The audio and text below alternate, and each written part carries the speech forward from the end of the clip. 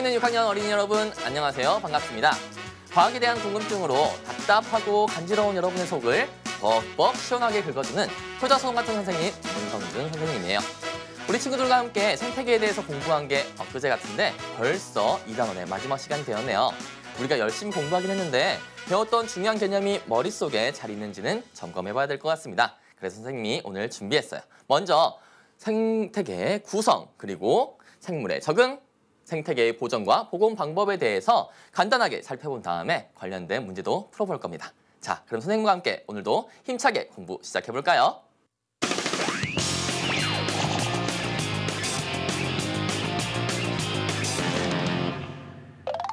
열심히 공부해서 중요한 개념을 다 알고 있다고 생각했는데 막상 문제를 풀려면 헷갈리는 친구들 있죠? 그런 친구들을 위해서 선생님이 생태계를 어떤 것들이 구성하고 있는지, 그리고 구성하는 것들이 어떤 관계를 맺고 있는지 정리해봤습니다. 같이 살펴볼까요?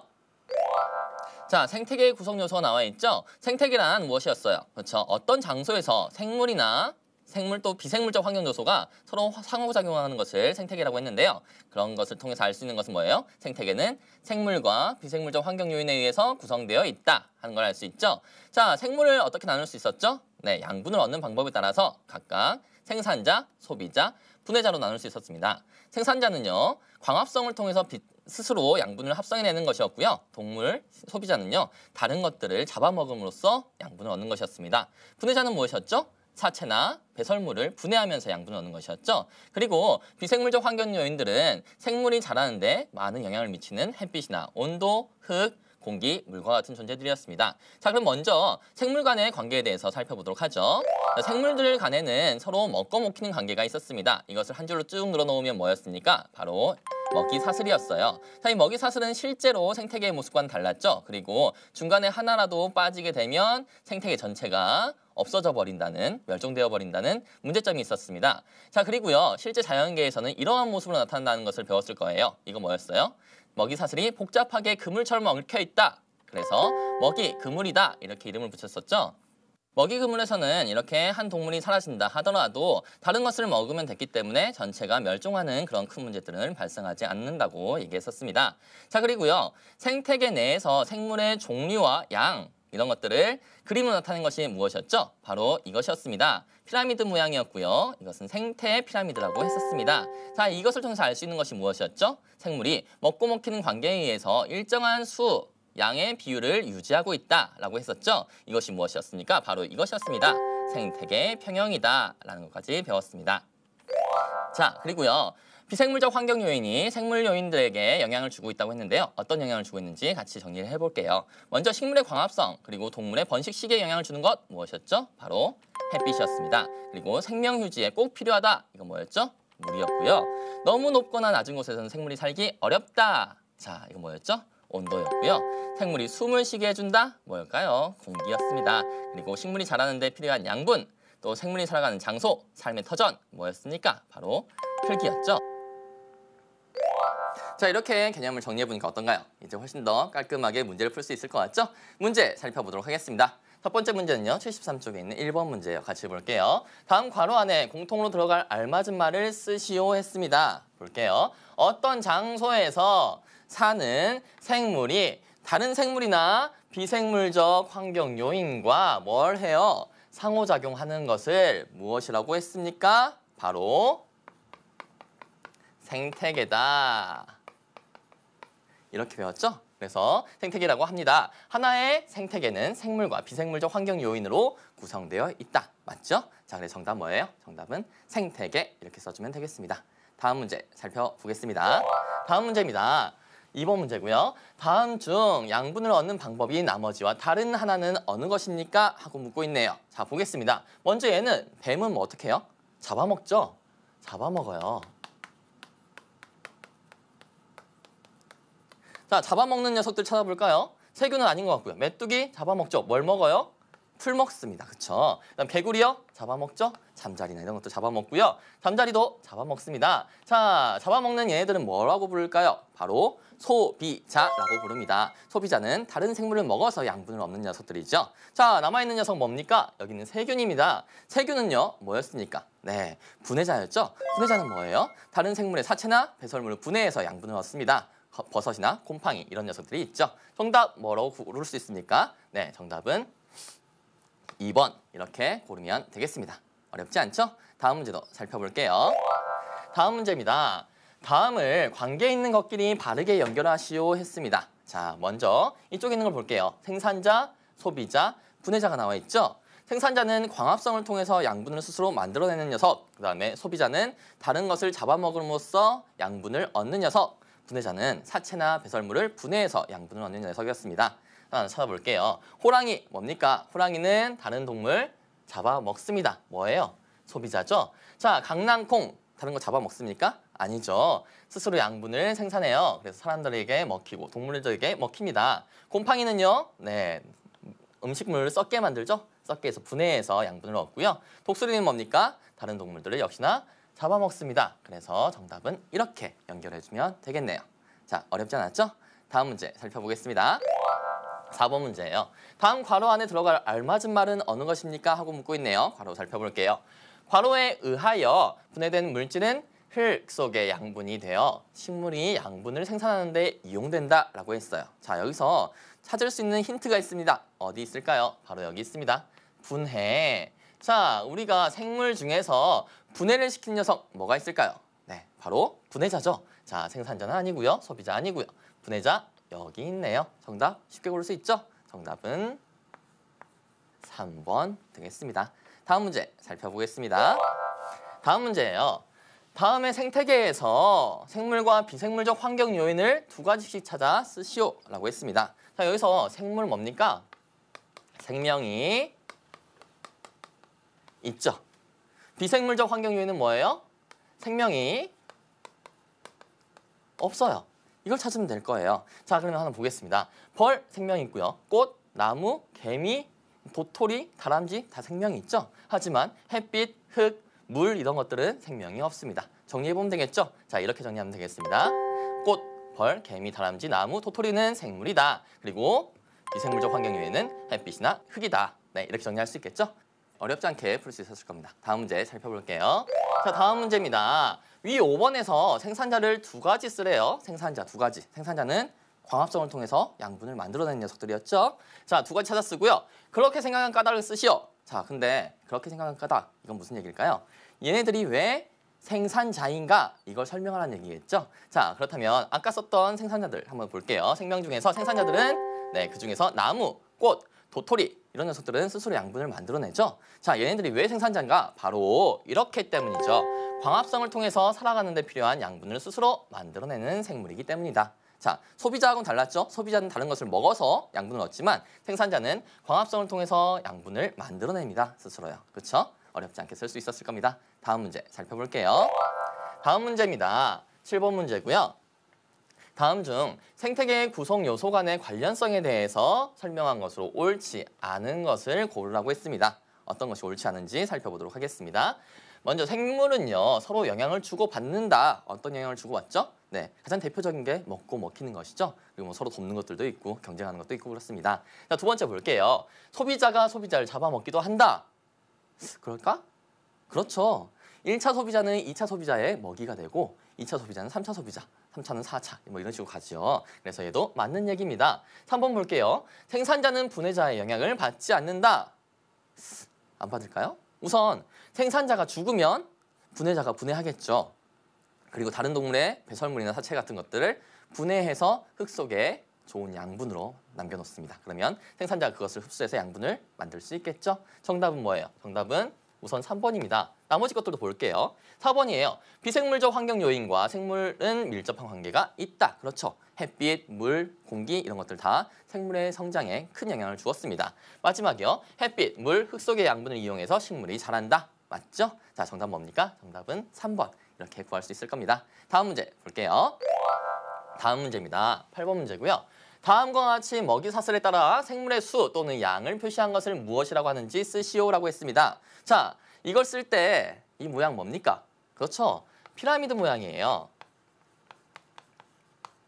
그런데 뭘 나타냈어요? 생태계 안에서 생물의 종류와 양, 그렇죠. 수와 양을 나타냈습니다. 그래서 생태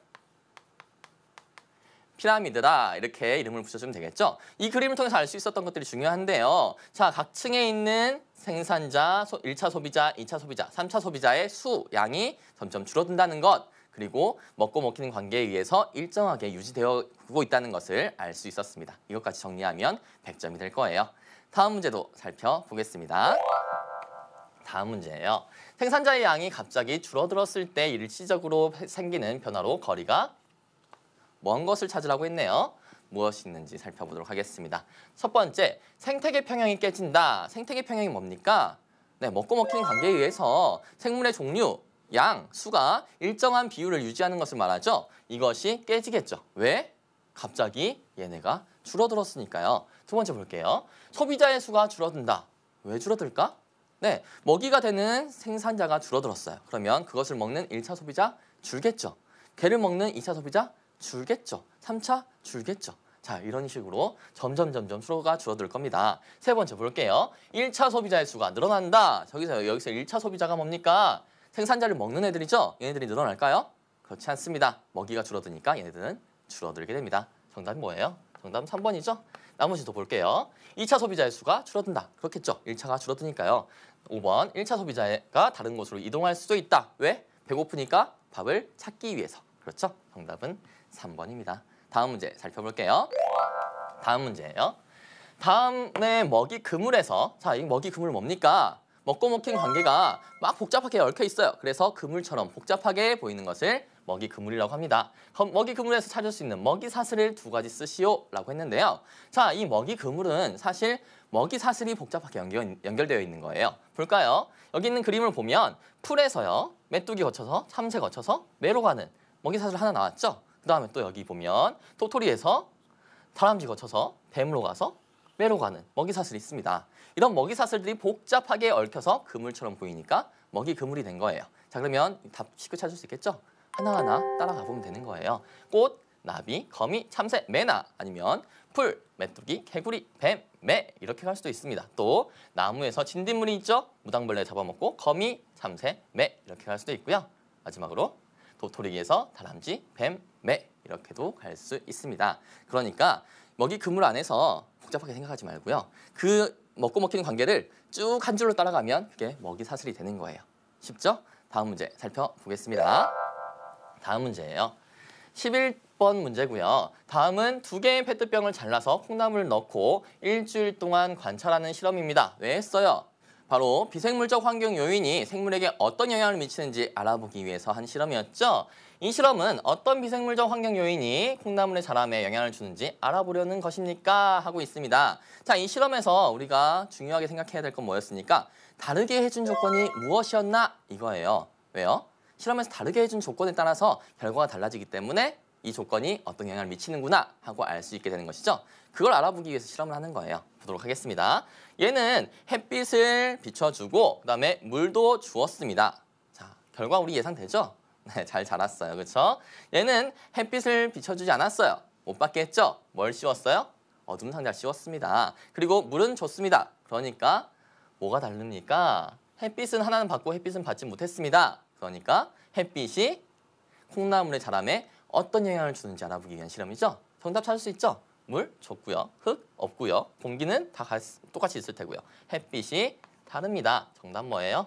정답은 4번. 이렇게 써주면 되겠습니다. 다음 문제 살펴볼까요? 다음 문제입니다. 12번 문제고요. 아까와 같은 실험이네요. 다음 중 물이 콩나물의 자람에 미치는 영향을 알아보기 위하여 관찰해야 할 것끼리 바르게 짝지은 것은 어느 것입니까? 하고 묻고 있습니다. 자, 물이 자람에 영향을 미친다라고 하려면 뭐가 달라야 돼요? 다른 조건은 다 똑같고 물만 달라야 되겠죠? 찾아보겠습니다. 자, 우선 이 2개를 보면요. 얘네 둘이 비교하면 어떻게 될까요? 얘네 둘 비교하면 물이라는 조건이 다르기 때문에 가능하겠죠? 그죠? 그 다음에 얘네 둘 비교해볼까요? 얘네 둘 비교하면 둘 다 햇빛을 받지 못하게 했을 때 하나는 물을 주고 하나는 물을 주지 않았습니다. 얘네 둘도 비교할 수 있겠죠? 자, 그렇다면 얘네 둘 한번 비교해볼까요? 얘네 둘 비교하면 어떻게 될까요? 햇빛도 달라요. 물도 달라요. 비교할 수 없죠? 얘네 둘도 하면 햇빛의 영향을 알아보기 위한 실험이죠. 그렇기 때문에 정답은 뭘로 볼 수 있습니까? 가와 나나 다와 라를 고를 수 있을 텐데요. 보면 가와 나는 있지만 다와 라는 없습니다. 그러니까 우리가 고를 수 있는 정답은 뭐예요? 정답은 1번 하나밖에 없다는 거 알 수 있겠죠? 자, 정답은 1번입니다. 다음 문제 살펴보겠습니다. 다음 문제예요. 비생물적 환경 요인이 생물에게 미치는 영향을 잘못 설명한 사람은 누구입니까? 라고 하고 있습니다. 볼게요. 경이에요. 공기가 있어야 생물들이 숨을 쉴 수 있어. 그쵸? 숨을 쉬려면 산소가 있어야 됩니다. 그쵸? 그다음에 미주 볼게요. 식물은 뿌리를 통해서 물을 흡수합니다. 그쵸? 식물도 생명이니까 물이 꼭 필요합니다. 동물은 어떻게 해요? 뿌리 있습니까? 없죠. 입으로 마십니다. 물 필요하다는 얘기를 하고 있고요. 도윤이 볼게요. 생물이 살아가는데 온도 중요하죠. 온도가 안 맞으면 생물이 살지 못하는 경우도 있습니다. 그렇기 때문에 모든 생물은 어떤 곳에서 따뜻한 곳에서 생활해야만 해. 말 돼요? 안 되죠. 우리가 알고 있는 추운 곳에 사는 동물들도 있고요. 아주 더운 곳에 사는 동물들도 있고 어떤 경우에는 화산 분화구 옆에 사는 생물들도 있습니다. 정답은 뭐예요? 도윤이가 네, 사실과 다른 말을 했네요. 다음 문제 살펴보겠습니다. 14번 문제예요. 다음과 같은 영향을 주는 비생물적 환경 요인은 무엇인지 쓰시오 하고 있습니다.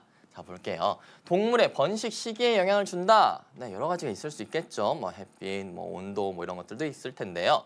식물이 양분을 만드는데 광합성에 필요하다. 광합성에는 뭐 필요합니까? 뭐 햇빛 필요하죠? 또 이산화탄소 필요하죠? 물 필요합니다. 자, 그 중에서 동물의 번식 시기에 영향을 주는 건 뭐가 있을까요? 바로 이것입니다.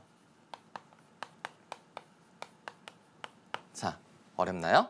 어렵지 않았죠? 선생님과 함께 문제를 풀어보면서 정리한 내용까지 잘 이해했다면 우리는 다음 문제로 넘어갈 수 있을 거예요. 자, 다음 부분 넘어가 볼까요?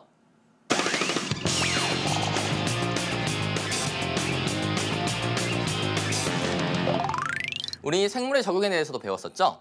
어떤 생물이 어떤 환경에서 어떻게 적응을 했었는지 열심히 배웠지만 지금 헷갈리는 친구들이 있을 겁니다. 선생님과 함께 명확하게 다시 알고 지나가자고요. 적응 배웠죠? 적응이란 무엇입니까? 그렇죠. 생물이 오랜 시간에 걸쳐 환경에 맞추어 살아가는 것을 뭐라고 했어요?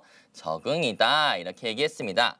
먼저 우리는 낮과 밤에 활동하는 동물들의 특징을 살펴보겠습니다. 낮에 활동하는 동물로서 대표적인 녀석을 뭘로 봤죠? 여기 있는 비둘기로 봤죠? 그리고 밤에는 여기 있는 부엉이를 대표 선수로 뽑았었습니다. 이 둘의 차이점 뭐가 보였죠? 바로 여기 있는 눈이었습니다.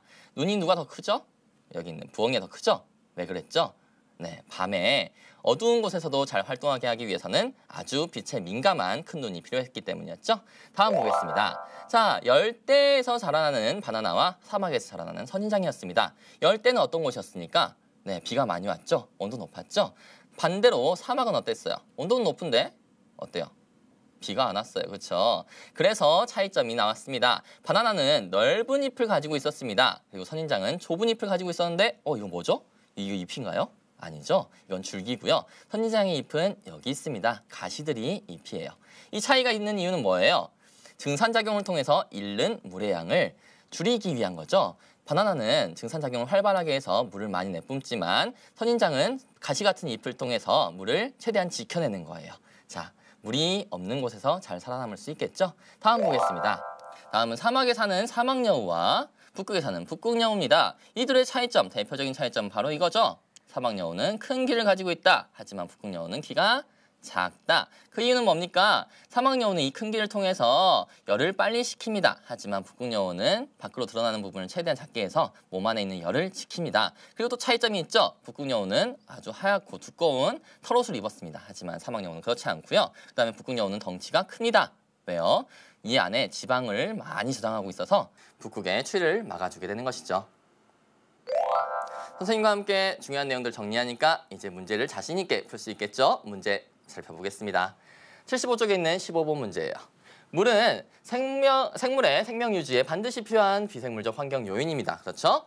이와 관련하여 물이 부족한 사막에 사는 선인장이 적응한 모습을 쓰시오 라고 했습니다. 선인장 하면 떠오르는 게 뾰족뾰족 가시죠. 가시는 잎이 변해서 된 것인데 왜 얘네들은 넓은 잎을 가지지 못하고 가시 같은 잎을 가지게 되었을까? 바로 이것 때문이죠. 이유 볼게요. 증산작용으로 인해서 수분 손실을 줄이기 위해서입니다. 자, 증산작용이 뭐였습니까? 네, 식물의 잎에는 기공이라고 하는 구멍이 있어요. 이 구멍을 통해서 수분이 날아가는 것이죠. 이런 것을 줄임으로 해서 몸속에 있는 물을 지키는 것이죠. 그렇죠? 네, 다음 문제 살펴보겠습니다. 16번 문제예요. 다음의 두 생물이 환경에 적응한 특징으로 옳은 것은 어느 것입니까? 했습니다. 비둘기의 모습이고요. 부엉이의 모습입니다. 이 두 모습에서 큰 차이점이 있다면 무엇이었죠? 바로 이 부분 뭡니까? 눈이죠. 눈이 다르다. 생활하는 곳의 환경이 어떤 환경이 눈과 관련이 있을지 생각을 해보세요. 첫 번째입니다. 비둘기는 따뜻한 낮에 활동하기 때문에 깃털이 짧다. 낮인 건 맞는데 따뜻한이 붙었네요. 그렇다면 부엉이는 뭐예요? 춥다? 이걸까요? 아니겠죠. 온도와는 관계없는 특징입니다. 두 번째 볼게요. 부엉이는 차가운 밤에 활동하기 때문에 깃털이 길다. 얘도 마찬가지 온도와 관련 있는 내용이니까 얘도 아니겠습니다. 3번 볼까요? 3번. 비둘기는 밝은 낮에 활동하기 때문에 빛에 민감한 시각을 가지고 있다. 밝은 낮에 활동하니까 빛에 민감하다. 빛에 민감하다면 눈부시지 않을까요? 왜냐면 낮은 햇빛이 아주 밝게 비치는 시간이니까요. 그렇죠? 4번 볼게요. 부엉이는 어두운 밤에 활동하기 때문에 빛에 민감한 시각을 가지고 있다. 그렇죠? 어둡기 때문에 작은 빛으로도 주변 사물을 확인할 수 있는 빛에 민감한 눈이 필요하겠죠. 정답 뭘까요? 정답은 4번. 이렇게 써주면 되겠습니다. 5번도 볼까요? 곡식을 먹는 비둘기는 부리가 짧고 작은 곤충을 먹는 부엉이는 부리가 길고 휘어졌다. 우선 부엉이는 작은 곤충만 먹는 게 아니라 쥐 같은 거, 작은 동물들도 사냥합니다. 그러니까 얘도 말이 틀렸죠? 정답은 4번. 이렇게 고를 수 있습니다. 다음 문제 살펴보겠습니다. 다음 문제예요. 17번 문제고요. 다음은 온도에 따라 적응한 생물의 모습은 어느 것입니까? 하고 묻고 있어요. 온도. 자, 온도라고 하면 우선 털옷 생각나죠? 그다음에 덩치, 지방 이런 것도 생각날 겁니다. 볼게요. 1번. 콩새는 부리가 짧고 뾰족하다. 왜? 먹이 때문이죠. 나무 열매 같은 거 먹잖아요. 두 번째 볼게요. 돌고래는 무리지어 행동한다. 왜? 사냥하려고요. 사냥하는 것도 먹이와 관련 있겠죠. 세 번째 보겠습니다. 물속에 사는 물고기의 몸은 유선형이다. 유선형은 이렇게 생긴 몸을 얘기하는데요. 뭘까요? 헤엄칠 때 저항을 줄이기 위해서 이렇게 생겼습니다. 4번 보겠습니다.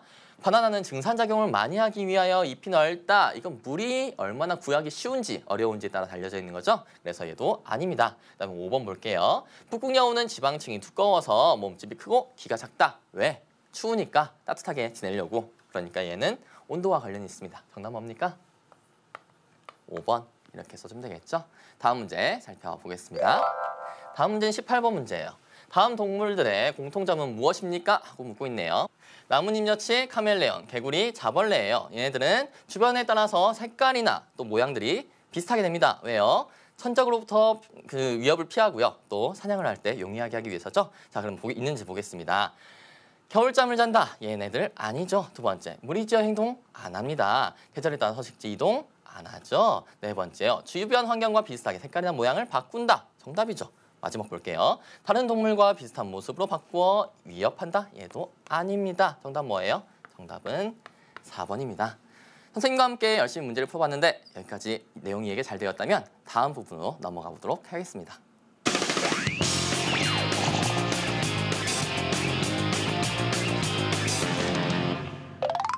우리가 이번에 살펴볼 내용은요. 가장 최근에 공부한 부분이죠. 사람이 생활이 환경에 영향을 주고 있다고 하는데 어떤 영향을 주고 있는지 같이 살펴보도록 하겠습니다. 네, 사람들의 생활로 자연 환경이나 생활 환경이 더럽혀지고 훼손되는 현상을 뭐라고 했습니까? 그렇죠, 환경 오염이라고 했습니다. 환경 오염 어떤 것들이 일으키는지 살펴볼 수 있겠죠?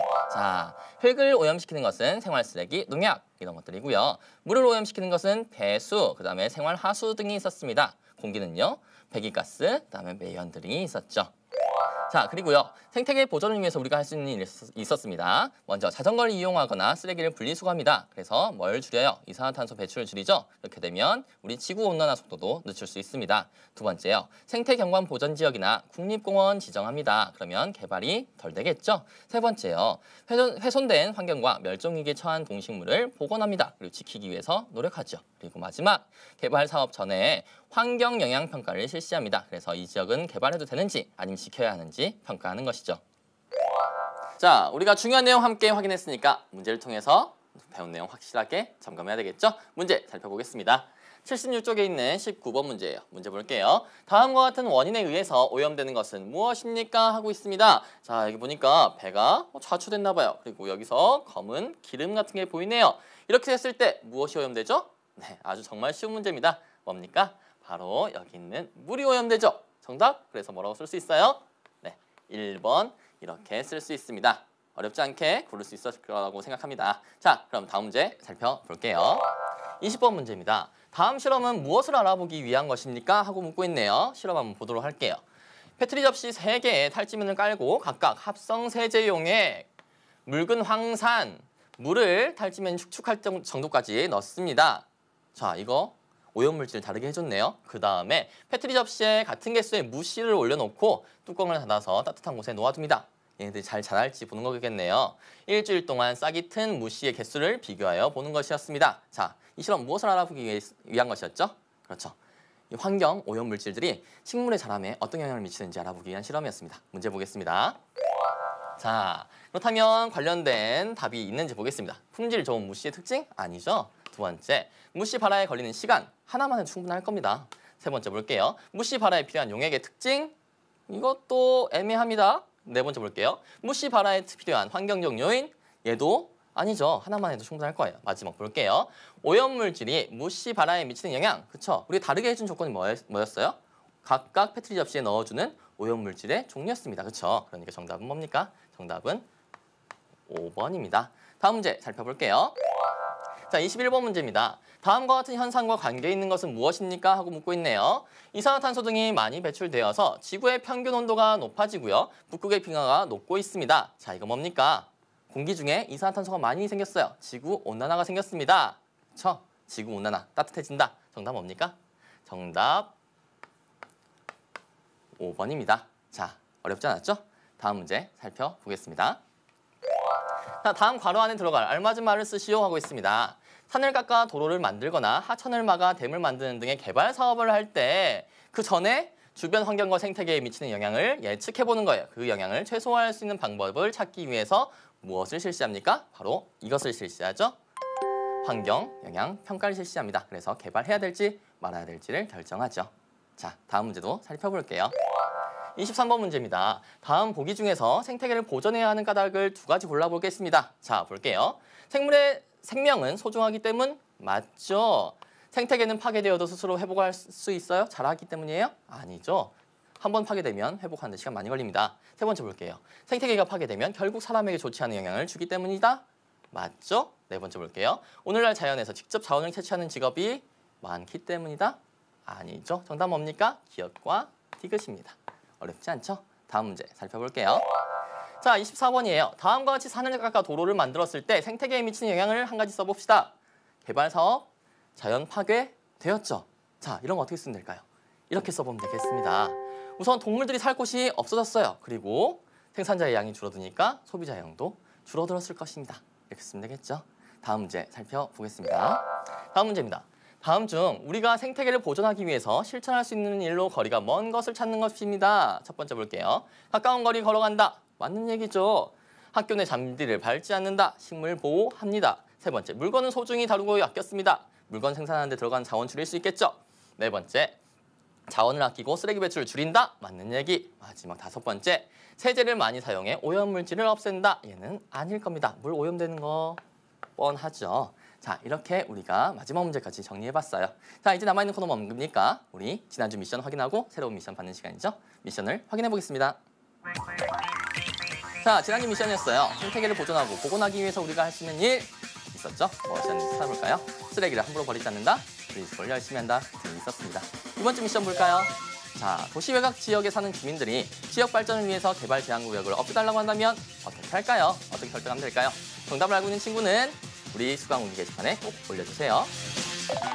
풀다가 모르는 문제는 꼭 한번 다시 살펴보고요. 그래도 모르겠다 하면 Q&A 게시판을 활용해주세요. 자, 그러면 선생님은 다음 시간에 3단원 공부로 여러분을 찾아오겠습니다. 여러분, 안녕! 생태계다.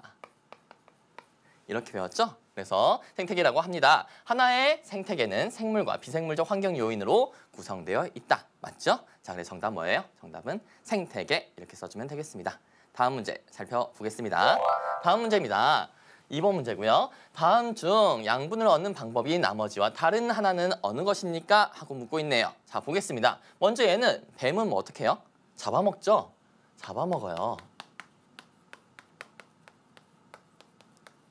자, 잡아먹는 녀석들 찾아볼까요? 새균은 아닌 것 같고요. 메뚜기 잡아먹죠. 뭘 먹어요?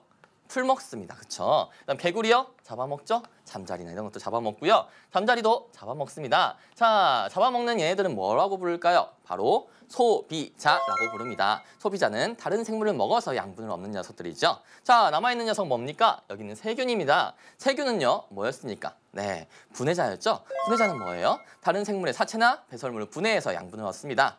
버섯이나 곰팡이 이런 녀석들이 있죠. 정답 뭐라고 고를 수 있습니까? 네, 정답은 2번 이렇게 고르면 되겠습니다. 어렵지 않죠? 다음 문제도 살펴볼게요. 다음 문제입니다. 다음을 관계 있는 것끼리 바르게 연결하시오 했습니다. 자, 먼저 이쪽에 있는 걸 볼게요. 생산자, 소비자, 분해자가 나와 있죠? 생산자는 광합성을 통해서 양분을 스스로 만들어내는 녀석, 그 다음에 소비자는 다른 것을 잡아먹음으로써 양분을 얻는 녀석, 분해자는 사체나 배설물을 분해해서 양분을 얻는 녀석이었습니다.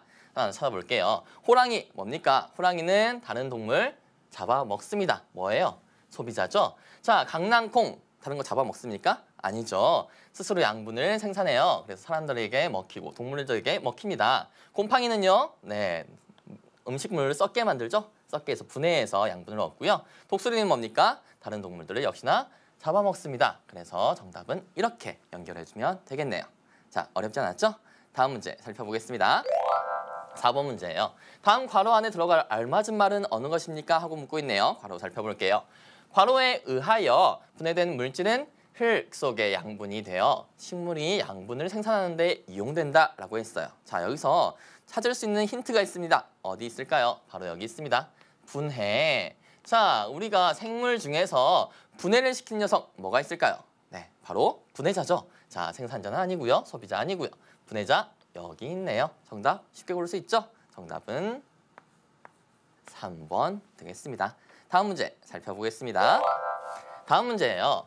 다음의 생태계에서 생물과 비생물적 환경 요인을 2가지씩 찾아 쓰시오라고 했습니다. 자, 여기서 생물 뭡니까? 생명이 있죠. 비생물적 환경 요인은 뭐예요? 생명이 8번 문제고요. 다음과 같이 먹이 사슬에 따라 생물의 수 또는 양을 표시한 것을 무엇이라고 하는지 쓰시오라고 했습니다. 자, 이걸 쓸 때 이 모양 뭡니까? 그렇죠. 피라미드 모양이에요. 그런데 뭘 나타냈어요? 생태계 안에서 생물의 종류와 양, 그렇죠. 수와 양을 나타냈습니다. 그래서 생태 피라미드다 이렇게 이름을 붙여주면 되겠죠. 이 그림을 통해서 알 수 있었던 것들이 중요한데요. 자, 각 층에 있는 생산자, 1차 소비자, 2차 소비자, 3차 소비자의 수, 양이 점점 줄어든다는 것, 그리고 먹고 먹히는 관계에 의해서 일정하게 유지되고 있다는 것을 알 수 있었습니다. 이것까지 정리하면 100점이 될 거예요. 다음 문제도 살펴보겠습니다. 다음 문제예요. 생산자의 양이 갑자기 줄어들었을 때 일시적으로 생기는 변화로 거리가 먼 것을 찾으라고 했네요. 무엇이 있는지 살펴보도록 하겠습니다. 첫 번째, 생태계 평형이 깨진다. 생태계 평형이 뭡니까? 네, 먹고 먹히는 관계에 의해서 생물의 종류, 양, 수가 일정한 비율을 유지하는 것을 말하죠. 이것이 깨지겠죠. 왜? 갑자기 얘네가 줄어들었으니까요. 두 번째 볼게요. 소비자의 수가 줄어든다. 왜 줄어들까? 네, 먹이가 되는 생산자가 줄어들었어요. 그러면 그것을 먹는 1차 소비자 줄겠죠. 걔를 먹는 2차 소비자 줄겠죠. 3차 줄겠죠. 자, 이런 식으로 점점 수가 줄어들 겁니다. 세 번째 볼게요. 1차 소비자의 수가 늘어난다. 여기서 1차 소비자가 뭡니까? 생산자를 먹는 애들이죠. 얘네들이 늘어날까요? 그렇지 않습니다. 먹이가 줄어드니까 얘네들은 줄어들게 됩니다. 정답은 뭐예요? 정답은 3번이죠. 나머지도 볼게요. 2차 소비자의 수가 줄어든다. 그렇겠죠. 1차가 줄어드니까요. 5번 1차 소비자가 다른 곳으로 이동할 수도 있다. 왜? 배고프니까 밥을 찾기 위해서. 그렇죠? 정답은 3번입니다. 다음 문제 살펴볼게요. 다음 문제예요. 다음에 먹이 그물에서, 자, 이 먹이 그물 뭡니까? 먹고 먹힌 관계가 막 복잡하게 얽혀 있어요. 그래서 그물처럼 복잡하게 보이는 것을 먹이 그물이라고 합니다. 먹이 그물에서 찾을 수 있는 먹이 사슬을 두 가지 쓰시오라고 했는데요. 자, 이 먹이 그물은 사실 먹이 사슬이 복잡하게 연결되어 있는 거예요. 볼까요? 여기 있는 그림을 보면 풀에서요. 메뚜기 거쳐서 참새 거쳐서 매로 가는 먹이 사슬 하나 나왔죠? 그 다음에 또 여기 보면 도토리에서 다람쥐 거쳐서 뱀으로 가서 매로 가는 먹이 사슬이 있습니다. 이런 먹이 사슬들이 복잡하게 얽혀서 그물처럼 보이니까 먹이 그물이 된 거예요. 자, 그러면 답 쉽게 찾을 수 있겠죠? 하나하나 따라가 보면 되는 거예요. 꽃, 나비, 거미, 참새, 매나 아니면 풀, 메뚜기, 개구리, 뱀, 매 이렇게 갈 수도 있습니다. 또 나무에서 진딧물이 있죠? 무당벌레 잡아먹고 거미, 참새, 매 이렇게 갈 수도 있고요. 마지막으로 도토리에서 다람쥐, 뱀, 매 이렇게도 갈 수 있습니다. 그러니까 먹이 그물 안에서 복잡하게 생각하지 말고요. 그렇기 때문에 정답은 뭘로 볼 수 있습니까? 가와 나나, 다와 라를 고를 수 있을 텐데요. 보면 가와 나는 있지만 다와 라는 없습니다. 그러니까 우리가 고를 수 있는 정답은 뭐예요? 정답은 1번 하나밖에 없다는 거 알 수 있겠죠? 자, 정답은 1번입니다. 다음 문제 살펴보겠습니다. 다음 문제예요. 비생물적 환경 요인이 생물에게 미치는 영향을 잘못 설명한 사람은 누구입니까? 라고 하고 있습니다. 볼게요. 경이에요. 공기가 있어야 생물들이 숨을 쉴 수 있어. 그쵸? 숨을 쉬려면 산소가 있어야 됩니다. 그쵸? 그다음에 미주 볼게요. 식물은 뿌리를 통해서 물을 흡수합니다. 그쵸? 식물도 생명이니까 물이 꼭 필요합니다. 동물은 어떻게 해요? 뿌리 있습니까? 없죠. 입으로 마십니다. 물 필요하다는 얘기를 하고 있고요. 도윤이 볼게요. 생물이 살아가는데 온도 중요하죠. 온도가 안 맞으면 생물이 살지 못하는 경우도 있습니다. 그렇기 때문에 모든 생물은 어떤 곳에서 따뜻한 곳에서 생활해야만 해. 말 돼요? 안 되죠. 우리가 알고 있는 추운 곳에 사는 동물들도 있고요. 아주 더운 곳에 사는 동물들도 있고 어떤 경우에는 화산 분화구 옆에 사는 생물들도 있습니다. 정답은 뭐예요? 도윤이가 네, 사실과 다른 말을 했네요. 다음 문제 살펴보겠습니다. 14번 문제예요. 다음과 같은 영향을 주는 비생물적 환경 요인은 무엇인지 쓰시오 하고 있습니다. 자, 볼게요. 동물의 번식 시기에 영향을 준다. 네, 여러 가지가 있을 수 있겠죠. 뭐 햇빛, 뭐 온도, 뭐 이런 것들도 있을 텐데요. 식물이 양분을 만드는데 광합성에 필요하다. 광합성에는 뭐 필요합니까? 뭐 햇빛 필요하죠. 또 이산화탄소 필요하죠. 물 필요합니다. 자, 그 중에서 동물의 번식 시기에 영향을 주는 건 뭐가 있을까요? 바로 이것입니다. 자, 어렵나요? 어렵지 않았죠? 선생님과 함께 문제를 풀어보면서 정리한 내용까지 잘 이해했다면 우린 다음 문제로 넘어갈 수 있을 거예요. 자, 다음 부분 넘어가 볼까요?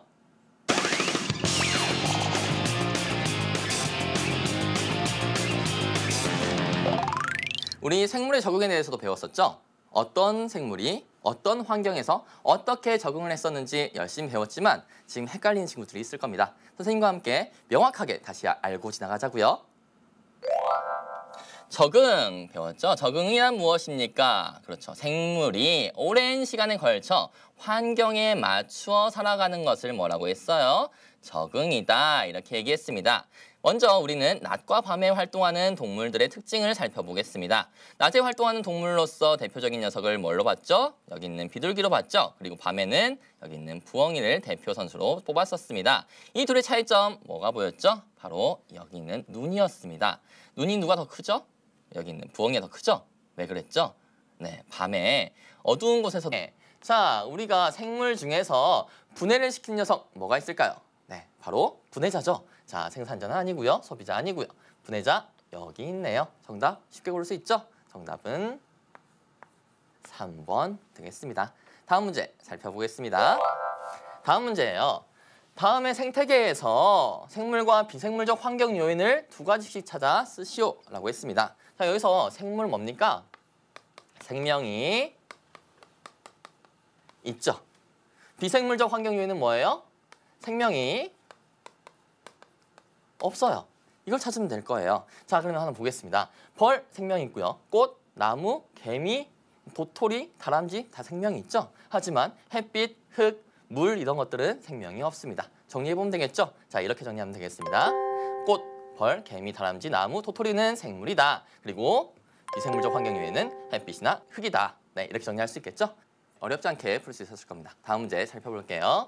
자, 다음 문제입니다. 위 5번에서 생산자를 두 가지 쓰래요. 생산자 두 가지. 생산자는 광합성을 통해서 양분을 만들어내는 녀석들이었죠. 자, 두 가지 찾아 쓰고요. 그렇게 생각한 까닭을 쓰시오. 자, 근데 그렇게 생각한 까닭, 이건 무슨 얘기일까요? 얘네들이 왜 생산자인가? 이걸 설명하라는 얘기겠죠. 자, 그렇다면 아까 썼던 생산자들 한번 볼게요. 생명 중에서 생산자들은 네, 그중에서 나무, 꽃, 도토리 이런 녀석들은 스스로 양분을 만들어내죠. 자, 얘네들이 왜 생산자인가? 바로 이렇기 때문이죠.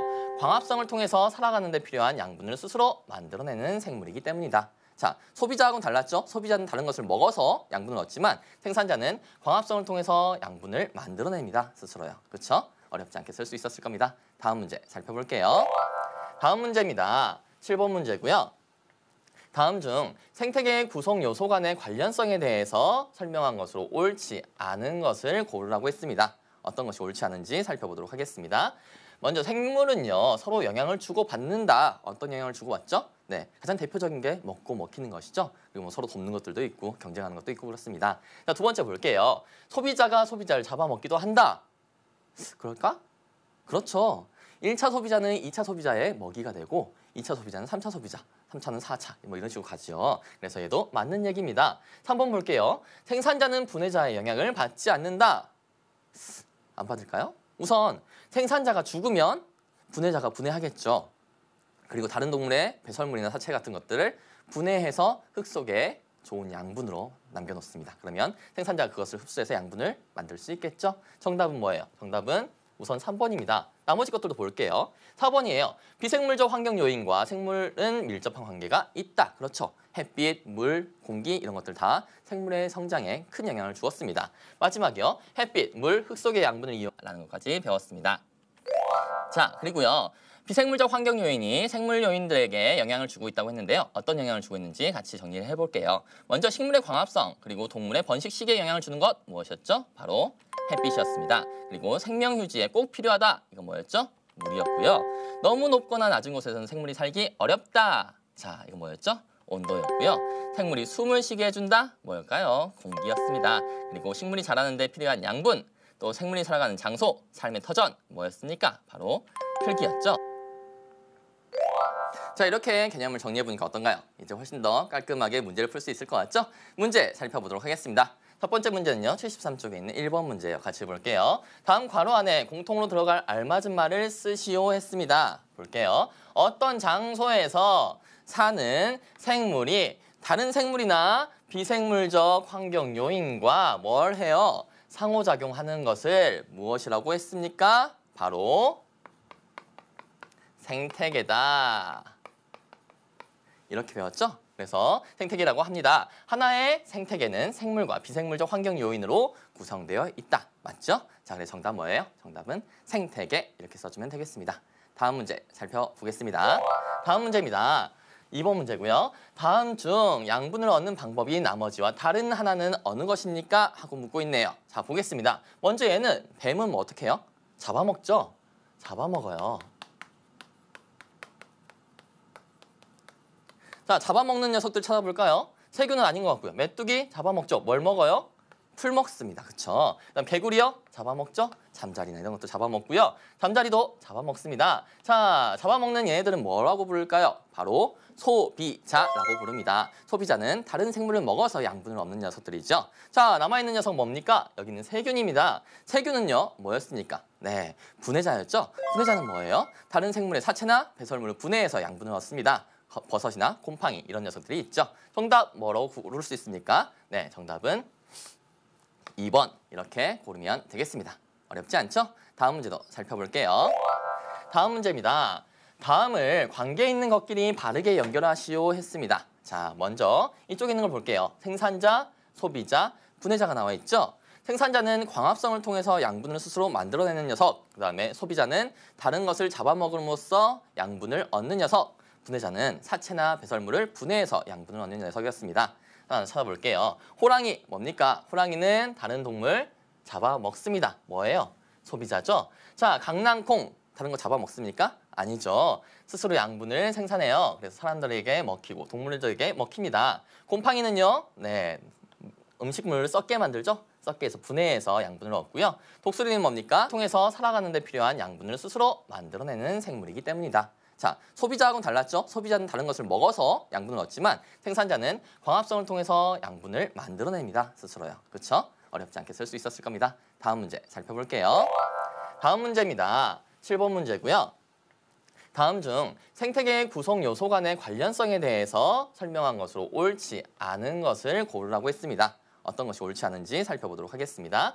먼저 생물은요, 서로 영향을 주고받는다. 어떤 영향을 주고받죠? 네, 가장 대표적인 게 먹고 먹히는 것이죠. 그리고 뭐 서로 돕는 것들도 있고 경쟁하는 것도 있고 그렇습니다. 자, 두 번째 볼게요. 소비자가 소비자를 잡아먹기도 한다. 그럴까? 그렇죠. 1차 소비자는 2차 소비자의 먹이가 되고 2차 소비자는 3차 소비자, 3차는 4차 뭐 이런 식으로 가죠. 그래서 얘도 맞는 얘기입니다. 3번 볼게요. 생산자는 분해자의 영향을 받지 않는다. 안 받을까요? 우선 생산자가 죽으면 분해자가 분해하겠죠. 그리고 다른 동물의 배설물이나 사체 같은 것들을 분해해서 흙 속에 좋은 양분으로 남겨놓습니다. 그러면 생산자가 그것을 흡수해서 양분을 만들 수 있겠죠? 정답은 뭐예요? 정답은 우선 3번입니다. 나머지 것들도 볼게요. 4번이에요. 비생물적 환경 요인과 생물은 밀접한 관계가 있다. 그렇죠. 햇빛, 물, 공기 이런 것들 다 생물의 성장에 큰 영향을 주었습니다. 마지막이요. 햇빛, 물, 흙 속의 양분을 이용해서 식물이 자란다. 맞죠? 자, 정답 뭡니까? 정답은 3번. 이렇게 구할 수 있을 겁니다. 다음 문제 볼게요. 다음 문제입니다. 8번 문제고요. 다음과 같이 먹이 사슬에 따라 생물의 수 또는 양을 표시한 것을 무엇이라고 하는지 쓰시오라고 했습니다. 자, 이걸 쓸 때 이 모양 뭡니까? 그렇죠. 피라미드 모양이에요. 그런데 뭘 나타냈어요? 생태계 안에서 생물의 종류와 양, 그렇죠. 수와 양을 나타냈습니다. 그래서 생태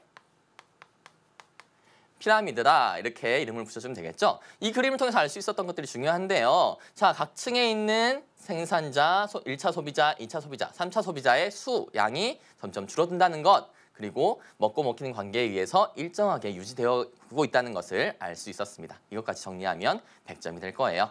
다음 문제도 살펴보겠습니다. 다음 문제예요. 생산자의 양이 갑자기 줄어들었을 때 일시적으로 생기는 변화로 거리가 먼 것을 찾으라고 했네요. 무엇이 있는지 살펴보도록 하겠습니다. 첫 번째, 생태계 평형이 깨진다. 생태계 평형이 뭡니까? 네, 먹고 먹히는 관계에 의해서 생물의 종류, 양, 수가 일정한 비율을 유지하는 것을 말하죠. 이것이 깨지겠죠. 왜? 갑자기 얘네가 줄어들었으니까요. 두 번째 볼게요. 소비자의 수가 줄어든다. 왜 줄어들까? 네, 먹이가 되는 생산자가 줄어들었어요. 그러면 그것을 먹는 1차 소비자 줄겠죠. 걔를 먹는 2차 소비자 줄겠죠. 다른 하나는 어느 것입니까? 하고 묻고 있네요. 자, 보겠습니다. 먼저 얘는 뱀은 뭐 어떻게 해요? 잡아먹죠.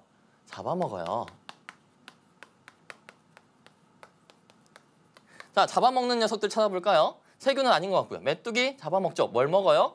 풀 먹습니다. 그쵸? 그다음 개구리요? 잡아먹죠? 잠자리나 이런 것도 잡아먹고요. 잠자리도 잡아먹습니다. 자, 잡아먹는 얘네들은 뭐라고 부를까요? 바로 소비자라고 부릅니다. 소비자는 다른 생물을 먹어서 양분을 얻는 녀석들이죠. 자, 남아있는 녀석 뭡니까? 여기는 세균입니다. 세균은요, 뭐였습니까? 네, 분해자였죠? 분해자는 뭐예요? 다른 생물의 사체나 배설물을 분해해서 양분을 얻습니다.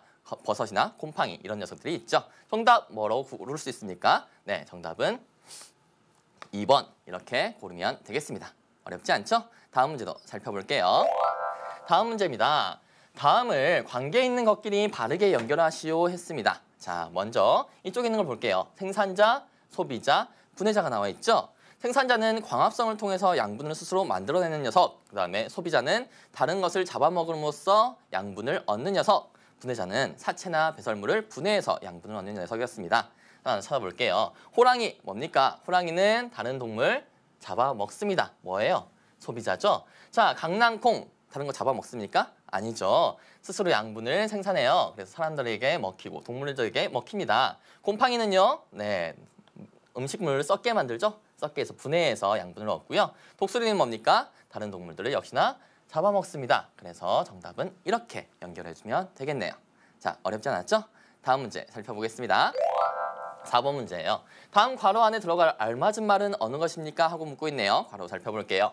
괄호에 의하여 분해된 물질은 흙 속의 양분이 되어 식물이 양분을 생산하는 데 이용된다라고 했어요. 자, 여기서 찾을 수 있는 힌트가 있습니다. 어디 있을까요? 바로 여기 있습니다. 분해. 자, 우리가 생물 중에서 분해를 시키는 녀석 뭐가 있을까요? 네, 바로 분해자죠. 자, 생산자는 아니고요. 소비자 아니고요. 분해자 여기 있네요. 정답 쉽게 고를 수 있죠? 정답은 3번 되겠습니다. 다음 문제 살펴보겠습니다. 다음 문제예요. 다음의 생태계에서 생물과 비생물적 환경 요인을 2가지씩 찾아 쓰시오라고 했습니다. 자, 여기서 생물 뭡니까? 생명이 있죠. 비생물적 환경 요인은 뭐예요? 생명이 없어요. 이걸 찾으면 될 거예요. 자, 그러면 하나 보겠습니다. 벌 생명이 있고요. 꽃, 나무, 개미, 도토리, 다람쥐 다 생명이 있죠. 하지만 햇빛, 흙, 물 이런 것들은 생명이 없습니다. 정리해보면 되겠죠? 자, 이렇게 정리하면 되겠습니다. 꽃, 벌, 개미, 다람쥐, 나무, 도토리는 생물이다. 그리고 비생물적 환경 요인